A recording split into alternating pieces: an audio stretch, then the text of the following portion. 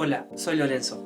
Y sí, como leíste, en esta clase vamos a estar hablando de un tema muy buscado por YouTube. Sí, de la famosa compresión. Una herramienta utilizada para procesos dinámicos y también como efecto creativo. No voy a estar entrando tanto en tema de cuándo se inventaron los compresores, etcétera, etcétera, sino que voy a entrar más en detalle. ¿Qué es un compresor? Sus parámetros y las emulaciones más utilizadas a la hora de tener una mezcla profesional. Dicho esto, comenzamos con el video.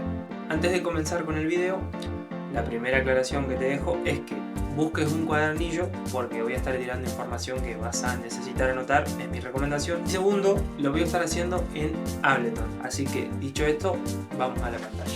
Podríamos decir que la compresión es un proceso dinámico con el cual nosotros podemos controlar los niveles altos y bajos de una señal. Si te costó entenderlo así, también podríamos decir que es un procesador dinámico que según los parámetros que nosotros le seteemos va a controlar de diferente manera los niveles altos y bajos de una señal. Al final del día un compresor sube y baja los niveles, nada más. Ahora, nosotros tenemos que decirle al compresor cómo queremos que entienda la señal que recibe. Y para eso tenemos que entender el threshold, umbral, el ataque, el release, el gain on max y el ratio. Bien. El threshold o umbral podemos decir que es lo que escucha el compresor. Según el umbral o el threshold que nosotros le seteemos, él va a comenzar a oír la señal. Más percibe esa señal, va a empezar a comprimir. Por lo tanto, el threshold es lo que va a dar la alerta al compresor para que se active. El ataque es el tiempo de reacción del compresor. También otra forma para que lo entiendas es que cuando viene un pico y nosotros le ponemos un ataque de 30 milisegundos, el pico va a pasar y el compresor ahí lo va a agarrar después de esos 30 milisegundos. El ratio, que generalmente está expresado como 2:1, 3:1, 4:1, es la relación de compresión. Si tiene 2:1, la compresión será leve. Si tiene 3:1, la compresión será un poquito más notoria. Entre más suba ese número, más actuará el compresor. El release es el tiempo que pasa desde que la señal pasa por debajo del umbral para que el compresor deje de funcionar. El gain on max es para recuperar la compresión realizada con el compresor. Valga la redundancia. Antes de entrar en detalle, voy a mostrarte acá en mi pantalla, déjame que activo el Bertone Cube. Según cómo el compresor que nosotros pongamos, ya vamos a afectar la señal, hablando de las emulaciones analógicas. En este caso voy a hacer solamente un ejemplo rápido, pero más adelante lo explicaré, que es con el querido Ballymoon, que es este. Fíjate que yo al insertarlo, ya me está haciendo esto en la pista.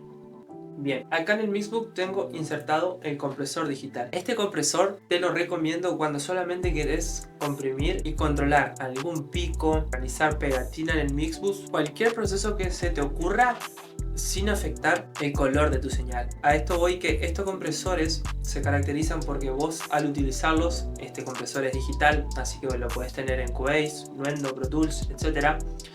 Al utilizar un compresor digital no tenemos tanto color análogo porque justamente es digital. La otra ventaja que tiene que tiene diferentes parámetros como el ataque, ratio, release, tiene para un botón de mix, de dry wet, básicamente para mezclar como en paralelo la señal, por así decirlo. Desde lo básico de la compresión hasta lo más complejo. Con un compresor digital lo vamos a poder hacer sin ningún problema.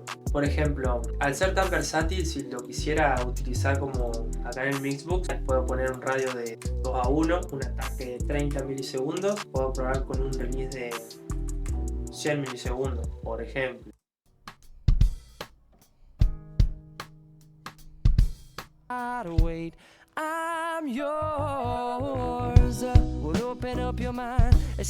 Lo quiero usar en el canal del kick, también lo puedo usar en el canal de un kick si quiero comprimir una partecita sin imprimir color ni nada. Un compresor digital siempre va a ser el mejor aliado. Ahora pasamos al querido Tektronix La 2A, o también llamado compresor óptico. Este compresor se caracteriza por tener solo dos perillas para usar, una con el botón de gain y otra con el peak reduction. El peak reduction vendría a ser el threshold y el gain vendría a ser el makeup o el gain.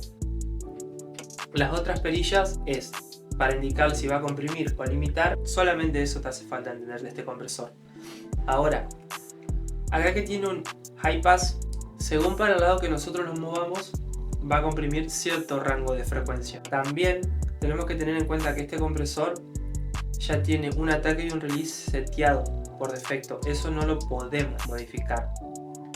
Así que este compresor, por su ataque y por su release, funciona muy bien en instrumentos de cuerdas, voces y vientos. También es usado en los buses de las voces para darle como un tinte musical.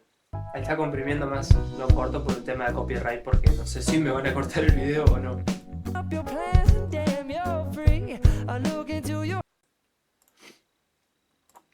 Bien, eso cuando hablamos del compresor de Electronics lado A, óptico. Bien, con el que seguimos ahora es el compresor FET, que este compresor se caracteriza por atacar rápido las transientes. Este compresor es más agresivo, o sea, la compresión es más notoria. Este compresor nos da un poquito de versatilidad en el sentido de poder acomodar ciertos radios, jugar con un ataque y un release hasta poder configurarlo como nosotros lo precisamos. Y el threshold está acá en el input y el gain o MyCube está en el output. Acá hay un detalle en este compresor. Como expliqué, si nosotros le seteáramos un ataque a este compresor a 7, ¿qué pasaría? Demoraría más en cachar el pico, como lo expliqué anteriormente, pero no. Este compresor tiene los parámetros al revés. Igual le seteas un ataque en 7, es como si fuera que está en 1. En vez de estar, acá modo ejemplo, ¿no? En 7 milisegundos estaría en 1 milisegundo. O sea que no es que esperaría así, ¡tup! Caza rápido el pico. Lo mismo pasa con el release. El compresor, como imprime cierto carácter a la pista, le da básicamente el carácter que le falta, es muy usado en percusiones, en kick, en bajos. Básicamente es un compresor que pasa por todas las señales de audio, está siempre. En este caso, por ejemplo, el compresor acá, estoy usando modo ejemplo,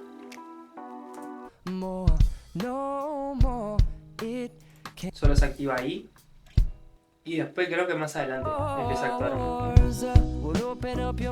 Tengo más que nada para que este sí hace los picos, controle los picos, y el otro que tengo acá insertado, que sería el Teletronics, sí comprima y le dé su punto dulce a la voz. Esta es una técnica de doble compresión que por lo general le utilizan todos los ingenieros. Incluso he visto que lo hacen con el Fab Filter Pro C, si no me equivoco, y después ponen el Teletronics. Ya explicamos el Teletronic, el FET, y ahora vamos a pasar a explicar el VCA, Voltage Control Amplifier, dijo un profesor. Bien, que estos también son compresores que actúan rápido, pero generan un glue bastante particular. Esto, como dice acá, G Master Bus Compresor. Este compresor es utilizado generalmente en los buses. No quiere decir que no puedas comprimir una voz, un kick u otra cosa. Personalmente lo utilizo cuando necesito darle pegada a los tambores o constancia o un tipo glue al mixbus. En este caso, por ejemplo, si sentimos que la mezcla como que está un poquito, se nos sale del contexto, etcétera, podemos ir a alguna partecita y podemos empezar a comprimir con esto.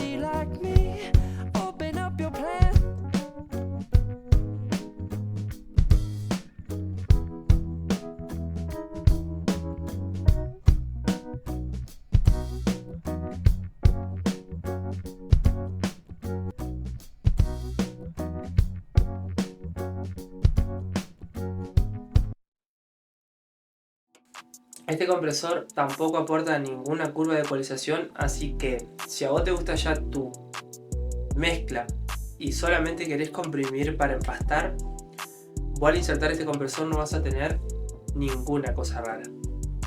En este caso le sirve con el API, que es muy utilizado también en los buses para realizar el famoso glue. Sí tiende a tener una decaída un poquito así, de curvita, aproximadamente entre los 30 y los 190 Hz, y después tiene una curva con un low shelf que va a partir de los 30 hasta los 0, o sea, frecuencias que no escuchamos pero que las levanta el compresor. También es utilizado para muchas mezclas o solamente pasarlo por el compresor. Es utilizado para pianos, drums, bueno, hablando en Mixbus, entre otros. Acá una prueba, como también lo usaría en el Mixbus.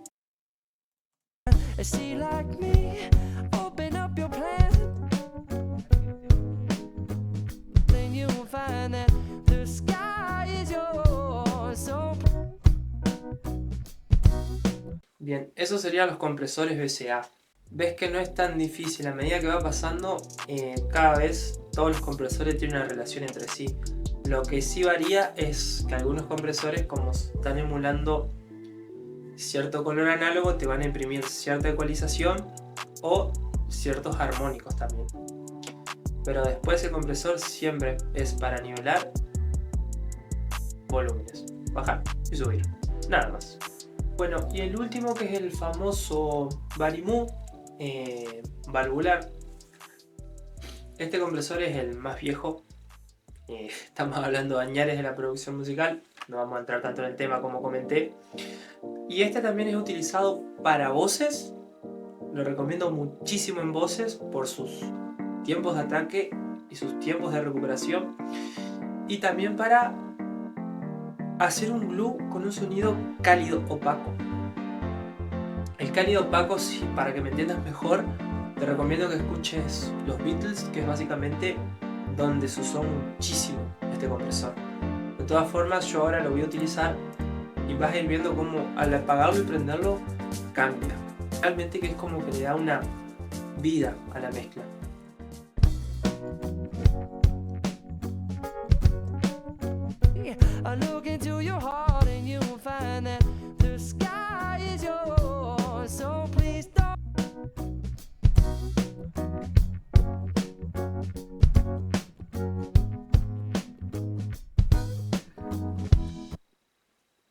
Es como que volvemos a estar entre los 80 y los 90, pero con un sonido más moderno. Hasta acá la masterclass de compresión. Si estás interesado en mi servicio de mezcla y mastering, te dejo acá en mi Instagram para que veas en qué consiste. Pero fíjate que los compresores todos tienen los mismos parámetros y no son difíciles de usar. Cada uno está hecho para cada cosa. Por ejemplo, yo no estoy inventando nada raro. Fíjate que si yo voy al Mixbus, simulé una compresión que podría hacer con un API, con un SC8 o con el 5Chill. La simulé con el digital, porque en este caso sí me gustaría que la mezcla no se modifique tonalmente. Usaría un compresor así, por ejemplo. Este compresor de Waves.